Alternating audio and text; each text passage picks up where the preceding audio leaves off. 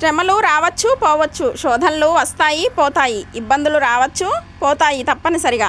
మనల్ని నిలబెట్టే దేవుడు మనకున్నాడు.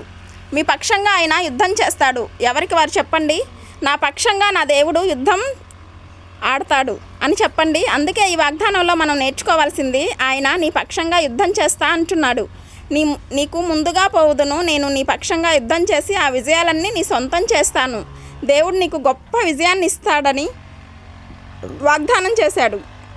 కనుక ఈ వాగ్దానం వింటున్న వారులారా, జయములు నాకు కావాలి, విజయాలు నాకు కావాలి అని ప్రార్థన చేసుకుందాం.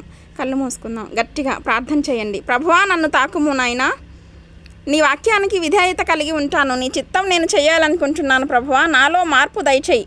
అపజయం నాలో తొలగిపోవాలి. అవిధేయత నాలో తీసివేయండి ప్రభువా.